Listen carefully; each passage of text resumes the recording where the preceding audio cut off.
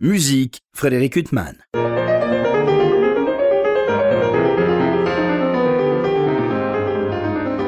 Bonjour Frédéric Huttman, au micro, j'ai le plaisir de vous retrouver pour un nouvel entretien. Aujourd'hui, j'ai l'immense plaisir de recevoir les deux frères Fouchéneret. Pierre, bonjour. Bonjour. Théo, bonjour. Bonjour.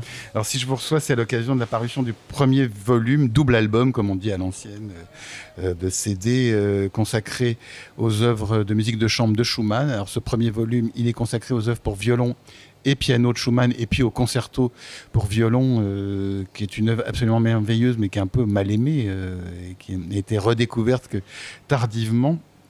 Et d'ailleurs, il y a un lien quand même avec vous, Théo, en tant que pianiste, puisque le thème du mouvement lent a été repris par Schumann pour faire ses Geister Variationen, aussi une œuvre pas très aimée et qui est absolument merveilleuse.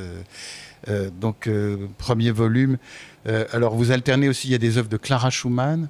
Donc ça, c'était un souhait de lier Clara à Robert, comme ça, de cette manière. Oui, alors on sortait d'une très grande intégrale Brahms avec Berry Records, qui est notre maison de disques qui nous accompagne dans nos projets fous. Alors c'était normal de faire un clin d'œil à Clara pour passer à Robert. Et puis je crois que Clara a eu une très très grande importance dans la vie musicale de Robert. Donc c'était tout à fait normal qu'elle soit présente avec ses magnifiques romances. Elles sont extraordinaires, ces romances pour violon. C'est une œuvre que vous aviez à votre répertoire avant, l'un ou l'autre? Pas avant pour moi. Et Théo, peut-être l'avais-tu joué? Non plus, non. Et donc, non, c'est une œuvre que j'avais découverte en concert et que j'avais trouvé ça... j'ai trouvé ça vraiment formidable parce qu'il y a tout le langage de Robert Schumann, puis il y a cette petite dose de sucre en plus qui me fait complètement craquer.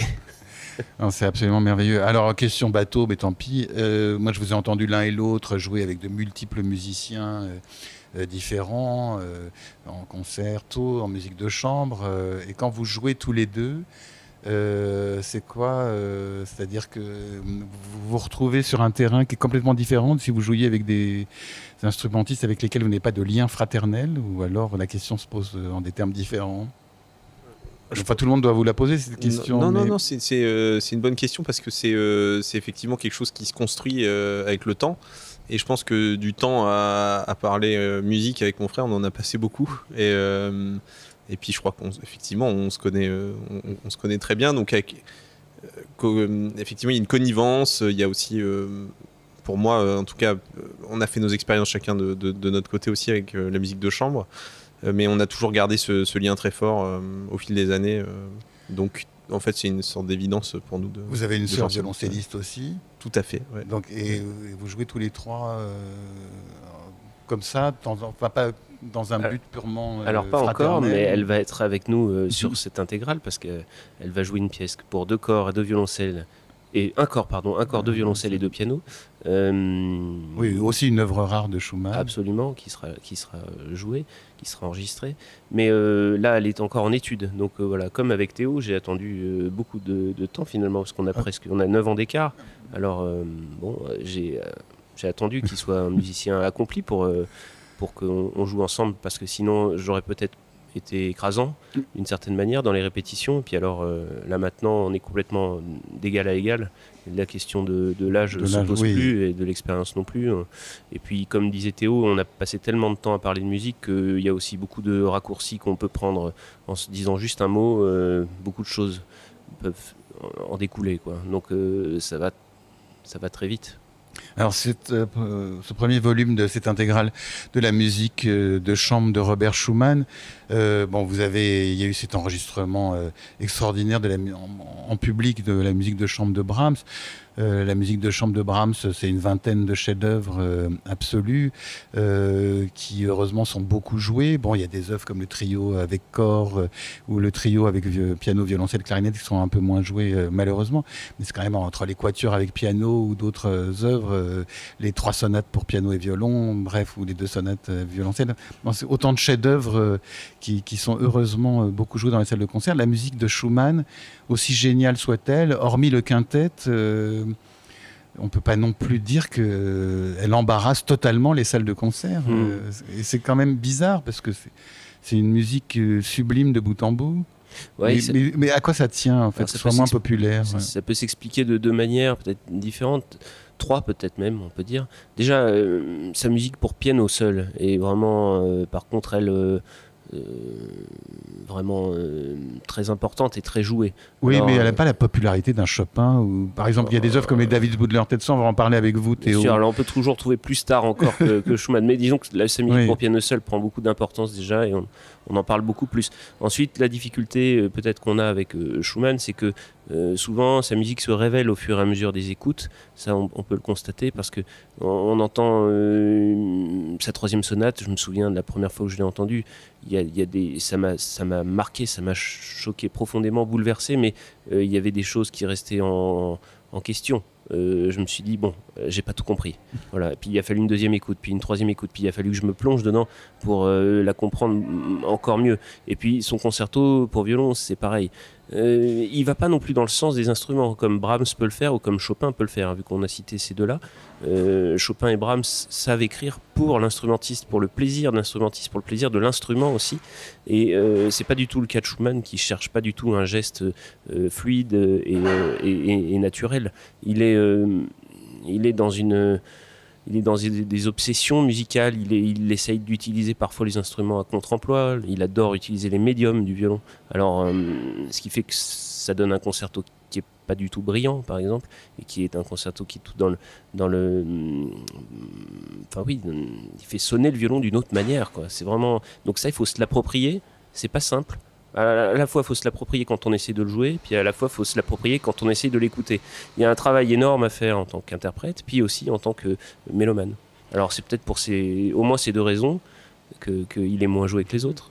Vous, Théo, je vous ai entendu assez récemment jouer le quintet aux côtés du Quatuor à Rhodes, concert il y a quelques temps à la salle Cortot. C'est un univers que vous jouez beaucoup, Robert Schumann, que ce soit en soliste ou en musique de chambre. C'est un compositeur que, forcément, quand on est pianiste, c'est vrai qu'on est obligé d'y passer parce qu'il a aussi sa propre technique, je vais dire. Et puis, c'est un compositeur qui est quand même très très attirant pour les jeunes pianistes parce que c'est l'expression du romantisme moderne.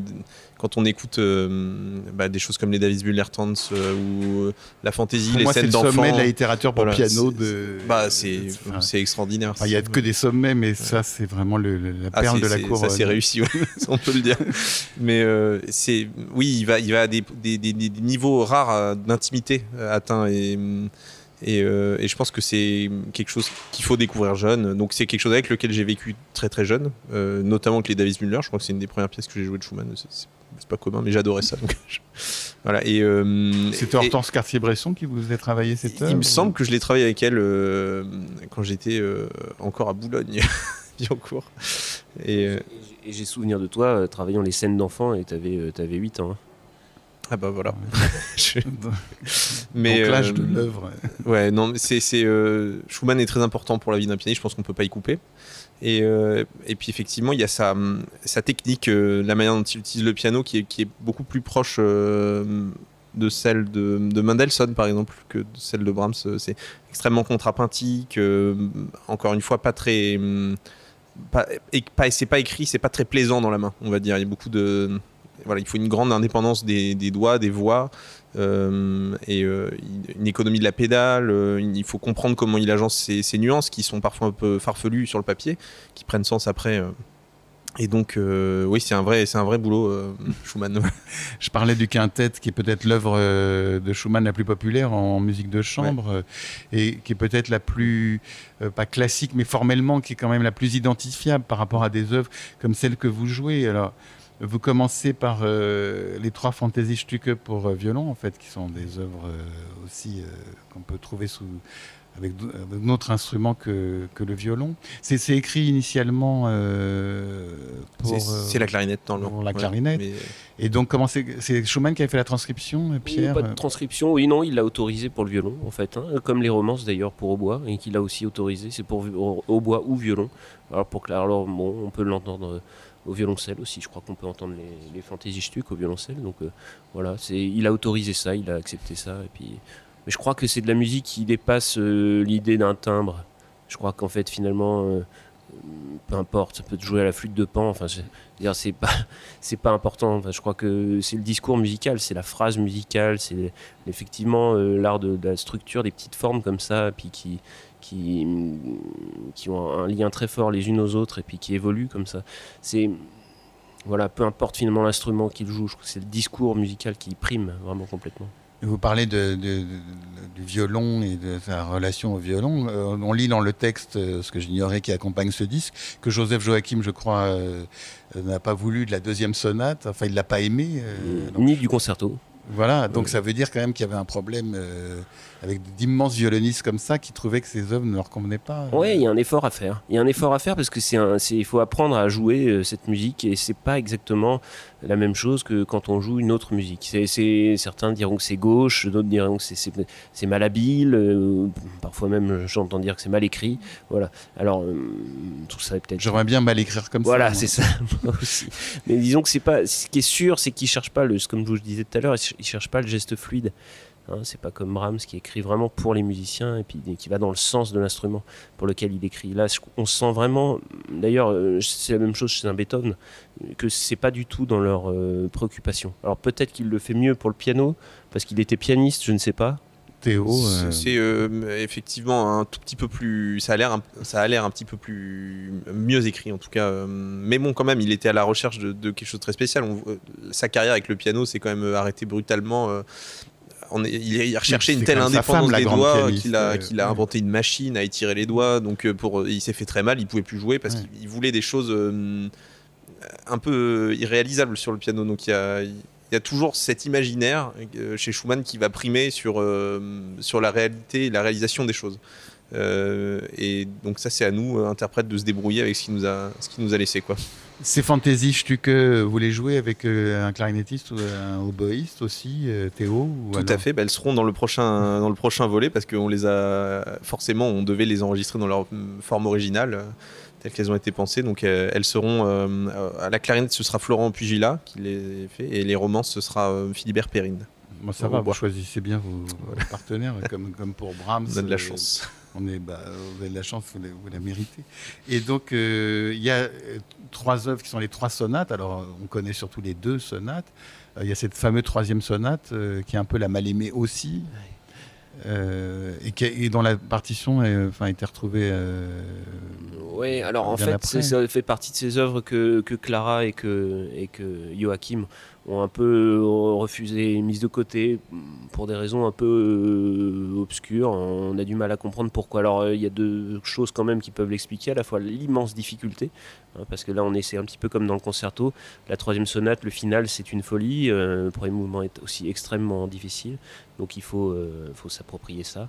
Et c'est un vrai boulot, et c'est sûr que si Joachim le lit comme ça, et puis bon, il va pas sentir tout de suite le truc, quoi. Donc, et puis il y avait l'état mental de Robert Schumann à ce moment-là, et je crois que Clara avait un peu envie de cacher tout ça, avait envie de cacher son mari et l'état de son mari, et donc probablement aussi sa production musicale, parce qu'elle devait considérer qu'il devait pas être tout à fait dans son état normal et que sa musique en pâtissait. Alors moi je trouve qu'il est resté lui-même jusqu'au bout. Finalement c'est complètement du Schumann, c'est la même chose qu'au démarrage, et avec encore plus peut-être de liberté, de folie, il laisse aller complètement son imagination et sans borne, et puis sans avoir peur peut-être de ne pas être joué là d'ailleurs, et il pousse les instruments vraiment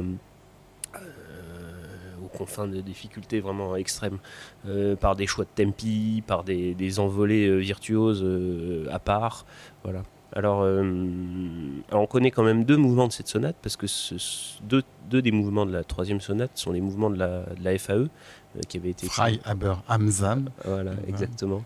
Libre mais seul. Ouais. Et donc là il l'a complété simplement. Voilà. Et effectivement, je ne sais plus quand ça a été redécouvert, mais sûrement au milieu du XXe siècle, remis à l'honneur un petit peu à ce moment-là, en même temps que le concerto d'ailleurs. dans les années 50. Voilà. Oui, alors le concerto, d'ailleurs, ça aussi je l'ai appris par le texte qui accompagne ce disque, qui est très riche. C'est que justement, comme les nazis interdisaient que soit joué le concerto de Mendelssohn en raison de ses origines juives, ils ont essayé de faire valoriser ce concerto de Schumann, qui est d'ailleurs une instrumentalisation épouvantable. En plus, puisque Schumann était très ami avec Mendelssohn, Ah, oui. donc c'est faire jouer à Schumann a posteriori un rôle qu'il aurait sans doute rejeté vivement. Ce qui est magnifique finalement, c'est que le premier enregistrement de ce concerto a été fait juste après la guerre par Yehudi Menuhin. Voilà, donc finalement. Ils sont rares les enregistrements de cette œuvre. Là, vous êtes Pierre aux côtés de l'orchestre régional de Normandie sous la direction de Jean Desroyer. Ouais. Donc c'est un ensemble avec lequel vous avez visiblement, quand on écoute, beaucoup travaillé. Ça a été vraiment une grande chance, ça, parce que quand on a parlé de ce projet avec Pierre-François Roussillon, le directeur de l'ensemble, je lui ai dit voilà, moi j'ai l'habitude de faire des disques en concert. J'aimerais beaucoup que ce soit le cas pour ce concerto. Oui, parce que j'ai oublié de le préciser, tout est en live, tout est en live, absolument. Et j'ai dit voilà, mais ce qui est bien dans ces cas-là, évidemment qu'on peut refaire, mais seulement on a beaucoup moins de temps qu'en studio. Hein. Et donc ce qui est formidable, c'est d'arriver en ayant un niveau de préparation qui est très très très élevé. Alors il m'a écouté, il m'a entendu, et puis on a fait les choses dans l'ordre. C'est-à-dire que quand je dis ça, je dis souvent les gens font un disque, puis ensuite ils utilisent ce disque pour faire des concerts. Et là on a fait les choses dans le bon ordre, enfin en tout cas peut-être pas dans le bon commercialement, mais dans le bon ordre pour moi, pour la musique. C'est-à-dire qu'on a fait 5 concerts avant. Donc on a fait les répétitions, puis ensuite on est parti en une sorte de petite tournée, quoi. Et là c'était formidable parce que à chaque fois avec Jean on a pu se faire des retours sur ce qui s'était passé, puis se comprendre, et puis je crois que ça c'est comme ça qu'on travaille aussi, c'est par la scène, c'est comme ça qu'on apprend beaucoup. Et là c'est sûr que quand on est arrivé sous les micros, je crois que lui et moi savions vraiment ce qu'on pouvait faire et ce qu'on voulait faire. C'est une œuvre merveilleuse, ce concerto. On ne s'explique pas qu'il ne soit pas plus joué quand même. Enfin, j'imagine qu'il est d'une très grande difficulté. Grande difficulté. Tchaïkovski ou Brahms n'ont pas l'air très faciles non plus. C'est presque c'est plus évident d'une certaine manière. Et puis c'est plus évident pour le public aussi, parce que ce sont des concertos qui vont dans le sens de la brillance du violon. Oui, comme Mendelssohn. Exactement. Oui, là, il n'y a effectivement pas le charme immédiat des œuvres qu'on vient de citer. Alors, on va s'éloigner un temps de notre grand amour pour Robert Schumann pour se tourner vers un autre grand compositeur, puisque l'un et l'autre, cet été, vous serez par Mons et par Vaux. Il y a un Mont et un Vaux et un Val vers lequel vous serez réunis, mais pas exactement au même moment. Mais c'est le Festival de la Chaise-Dieu. Et vous, Théo, vous allez jouer le 3e concerto de Rachmaninoff. Qui est pas non plus une œuvre très grande facilité, mais qui, alors pour le coup, est quand même une œuvre d'une très grande séduction et qui d'un charme et d'un bonheur immédiat pour le public. Donc ça, c'est une prise de rôle, comme on dit, pour vous. Oui, bah ça fait partie quand même Rachmaninoff son 3e concerto, particulièrement des projets que j'avais en tête depuis un moment, et puis il faut bien le travailler. Voilà, il faut bien y aller. À un moment, se lancer, se jeter à l'eau. Oui, c'est le pur bonheur du piano. Enfin, c'est tellement. Alors voilà, pour nous, public, c'est complètement jouissif. La dichotomie entre le bonheur du public et celui du pianiste à ce moment-là. Ouais. Mais oui, c'est un vrai plaisir de jouer cette musique. Moi, j'ai une vraie passion pour ce compositeur qui est plus récente, mais j'adore comment il écrit pour l'orchestre. On a la sensation de faire partie d'un très très grand voyage long, mais qui finit en apothéose absolument. Et puis il a cette science pour faire des phrases immenses, Rachmaninoff, et ça, je suis ravi de pouvoir expérimenter ça. C'est un répertoire que vous avez abordé beaucoup au niveau pianistique soliste. Comme beaucoup de choses, je l'ai abordé en premier par le biais de la musique de chambre. Alors j'ai beaucoup joué sa sonate pour violoncelle. Et le trio, les trios. J'ai joué aussi sa seconde suite pour 2 pianos. Et puis effectivement, plus jeune, j'avais joué quelques études tableau, mais jamais sa sonate ou ses préludes. Et puis j'écoutais énormément, j'étais fasciné par le 4e quand j'étais jeune. Toujours maintenant, je l'aime beaucoup. C'est étonnant d'ailleurs ce 4e, parce que c'est le seul que Michelangeli et Benedetti ont enregistré. Avec le concerto pour Rachmaninoff, et pourtant il est aussi, c'est le moins joué des 4. Ouais, je sais, je comprends pas bien ça, parce que je trouve que c'est quand même vraiment un Rachmaninoff qui maîtrise totalement son discours. Alors effectivement, le troisième est plus immédiat. Je pense que le troisième, c'est l'équilibre parfait entre sa maîtrise de composition et puis aussi cette générosité immédiate dans son discours. Alors vous serez avec l'Orchestre National d'Île-de-France et Caglione, son chef, que vous n'avez pas encore rencontré. Et comment ça se passe des œuvres quand même, il faut beaucoup discuter avec le chef quand on joue des concertos de cette envergure ou n'importe quel concerto. Vous n'avez pas forcément toujours le temps. Non, ça c'est parfois un peu l'inconvénient du concerto. Il faut savoir faire des concessions. Mais je pense que sur des œuvres comme ça, c'est-à-dire l'orchestre connaît très bien, le chef connaît forcément très bien, le pianiste il a tellement travaillé que normalement il connaît bien. Donc je pense qu'on arrive avec des gens qui ont cette musique dans l'oreille. Donc ça pose peut-être moins de problèmes que le concerto pour violon de Schumann par exemple. Vous Pierre, vous serez aussi à ce festival de la Chaise Dieu, alors pour des concerts de musique de chambre avec des partenaires aussi, Lise Berthaud, Romain Descharmes. Romain Descharmes, je crois que la fois précédente où je vous avais interviewé, vous veniez de faire paraître l'intégrale des sonates de Beethoven avec lui. Ça va que c'est pas non plus un petit morceau. Ah non, c'est sûr. Non, un partenaire de très longue date. Je me réjouis de retrouver. Et puis alors on fera deux grands concerts avec ces musiciens. Et puis aussi on fera d'autres concerts avec des jeunes talents qu'on va faire travailler pendant une semaine là-bas, en quatuor à cordes, en trio avec piano. Des jeunes qui jouent déjà, qui font déjà plein de choses. Et puis alors ils joueront seuls, puis on jouera aussi avec eux. On fera un beau concert de chaussons avec le quatuor Magenta par exemple. Et puis plein d'autres choses. Meilleur souvenir où je vous avais entendu avec Romain Descharmes et un illustre quatuor au Bouffe du Nord jouer le concert de chaussons. Le Fine Arts Quartet. Voilà, Fine Arts Quartet, je cherche le nom. Pourtant, Dieu sait s'ils sont connus. Et puis alors c'est drôle parce que le concert de chansons, c'est une œuvre sublime aussi, où il y a une séduction immédiate du violon. Et le pianiste, derrière, ça a l'air épouvantablement difficile. Et c'est le violon qui ramasse toute la mise de la séduction. Ouais, c'est terrible. C'est une pièce vraiment terrible. J'ai un souvenir que j'aime bien raconter, c'est que une fois on l'avait joué avec Romain, justement, et puis on est allé dans les coulisses se changer, et puis donc il n'avait plus son costume, et puis on va boire un verre avec le public, et puis les gens viennent me voir, et puis me disent oh là là, qu'est-ce que c'était beau, bravo monsieur, tout ça. Puis l'acoustique, c'était formidable, nous étions là. Et vous, monsieur, vous étiez placé où dans la salle? Demande-t-il à Romain Descharmes. Oui, mais c'est épouvantable. Alors c'est terrible. C'est une œuvre que vous jouez, vous, Théo, le concert de chaussons. C'est très bizarrement devenu un de mes tubes. Oui, quelle œuvre. Mais justement, il paraît que c'est affreusement difficile. Ouais, là, je me suis toujours demandé si. Je sais pas si Chausson était pianiste, ça c'était une question que. Oui, parce que le trio aussi, ça a l'air épouvantablement. Oui, son quatuor aussi est un peu mal pavé, mais ça sonne très bien à la fin. Ah non, mais pour nous, public, c'est extraordinaire.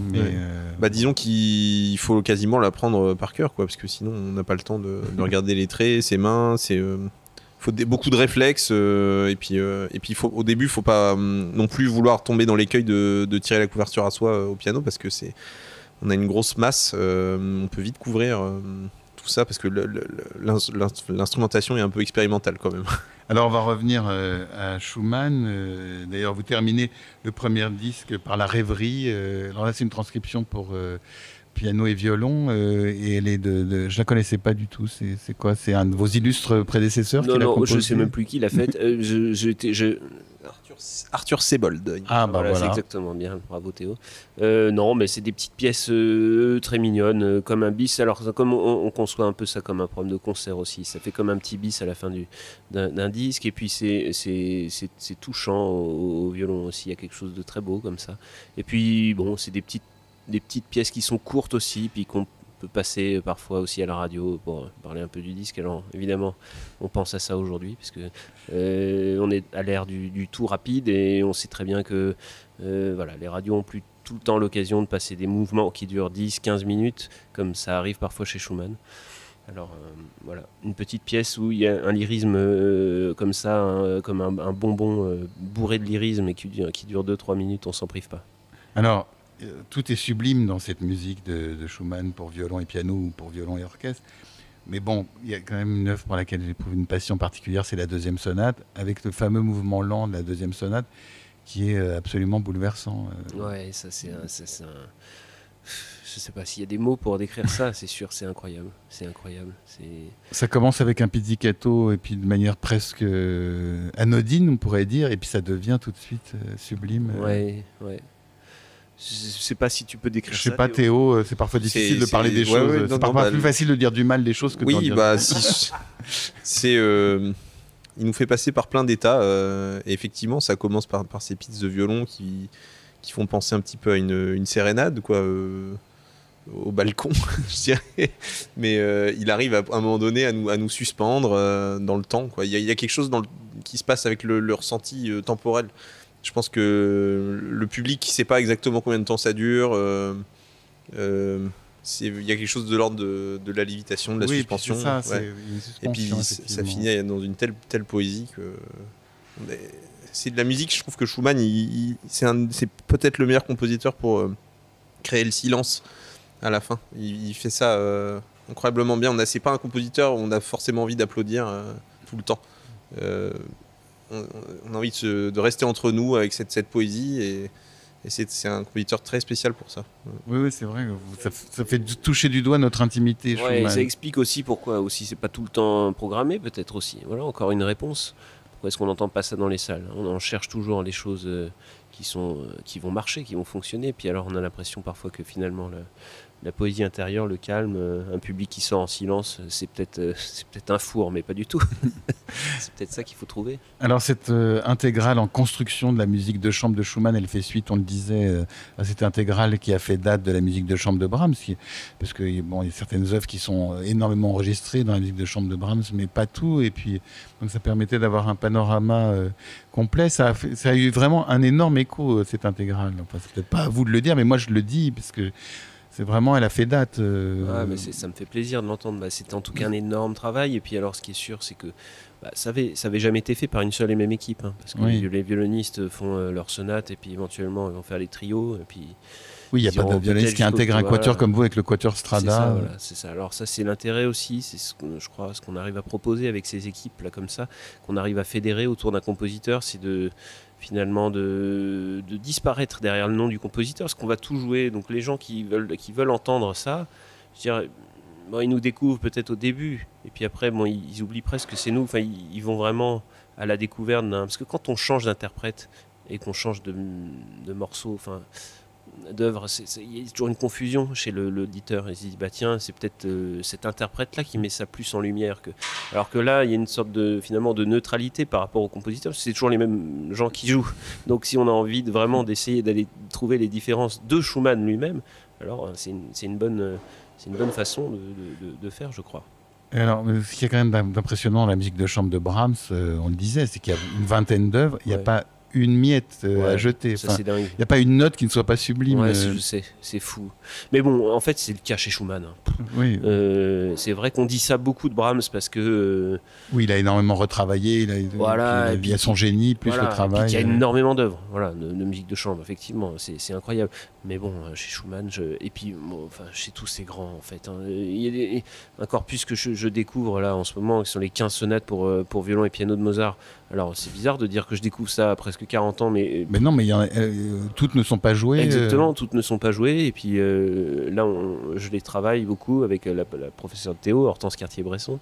Et puis, on se faisait cette réflexion de se dire qu'il n'y a pas une demi-note à jeter. C'est incroyable.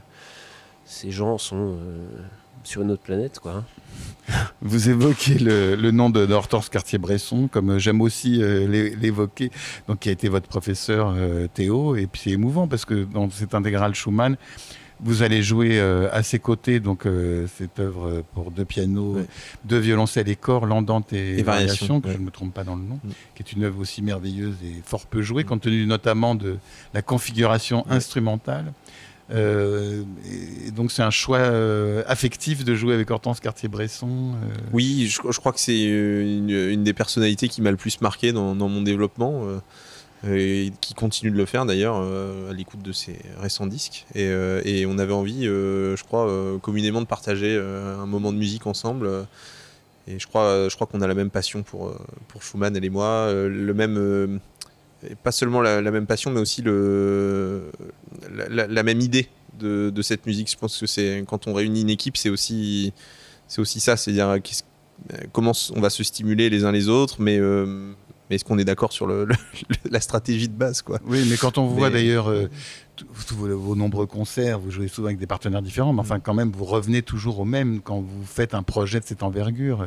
On parle de Lise Berthaud à l'alto, Sarah Nemtanou, François Salk ou d'autres. Enfin, il y a des noms qui reviennent, donc ça veut dire que vous avez besoin aussi pour construire un tel projet de gens avec qui vous avez une proximité musicale évidente. Bah, oui, c'est sûr. Et puis aussi parce qu'il y a un rapport au temps. Enfin, je veux dire, il y a quelque chose de... Quand on s'engage sur des choses comme ça, c'est toujours extrêmement... Enfin, c'est un travail énormissime. Donc, et puis en dehors de ça, on a aussi d'autres activités. Chacun enseigne, chacun fait ses choses. On joue évidemment pas que du Schumann pendant 2 ans non plus. On joue tout un tas d'autres musiques. Alors, c'est sûr que d'avoir ces amitiés et puis ces rapports comme ça entre collègues si forts et si construits depuis des années, c'est aussi un gain de temps incroyable. Enfin, ils sont forts, ils sont extraordinairement forts au niveau instrumental et puis ils sont des merveilleux musiciens, mais vous pourriez aussi... Pas parce que Lise Berthaud est une altiste extraordinaire que ça justifie le fait que vous jouiez avec elle. C'est aussi qu'il y a une affinité musicale. Ça fait 25 ans qu'on joue ensemble. Ah ben il y a une affinité musicale incroyable, mais on l'a construite aussi. On a travaillé. Ça fait 25 ans qu'on joue ensemble. Et c'est ça, c'est un gain de temps fou. Ben, c'est ce que je disais au début de cette interview avec Théo, c'est que des fois on dit un mot et puis il y a tout un tas d'autres idées qui découlent derrière. On sait ce qu'on dit derrière un mot, il peut y avoir 30 phrases en fait. Quelqu'un que je connais pas qui est tout aussi fort, pour lui expliquer ce que je veux, il va me falloir 5-6 minutes. Et puis là parfois un mot suffit. Voilà. Et c'est la même chose avec Lise, avec François, avec Sarah. Voilà, il y a une immédiateté incroyable. Alors nous voilà malheureusement au terme de cet entretien, mais j'aurais bien continué 15 heures à vous faire parler de Schumann et de tous les musiciens qui vous sont chers. On va peut-être terminer avec vous, Théo, parce qu'il me vient une idée à l'esprit. On a parlé de Schumann, de Rachmaninov, de Brahms, de bien d'autres. Quand vous travaillez, vous n'avez pas d'impératif de concert, ce qui ne doit pas être souvent le cas, mais qu'est-ce que vous travaillez, vous, si je puis dire, qui vous procure une joie intense, qui vous fait débuter la journée de travail? Alors, ils sont quelques-uns des compositeurs dans ce cas-là, mais en ce moment, c'est vrai que tous les jours, je m'adonne à la musique de Gabriel Fauré. Ah oui. Et à ses nocturnes. On n'est pas loin de Schumann non plus quand on parle de Fauré. C'est pour moi le digne successeur, dont Schumann a été Saint-Saëns a été le maillon qui les relie d'ailleurs. Et oui, Schumann et Fauré sont proches. Et c'est pas du tout incompatible. Et oui, ça va être l'objet de mon prochain enregistrement en solo, donc les 13 nocturnes de Fauré. Et c'est un cycle absolument extraordinaire. On est très heureux de l'apprendre au cours incident de cette question. Et puis j'espère avoir le plaisir de vous réinviter à cette occasion, Théo, et Pierre aussi, dans votre riche actualité. Théo et Pierre Fouchenray, il me reste à vous remercier infiniment d'avoir été mes invités. Merci. Merci beaucoup. Pour illustrer cet entretien avec Pierre et Théo Fouchenray, je vous propose de les écouter interpréter 3 romances pour violon et piano de Robert Schumann, suivi de la première sonate pour violon et piano du même Robert Schumann. Je vous souhaite une très belle écoute de ces œuvres magnifiques et une très bonne fin de soirée sur RCJ.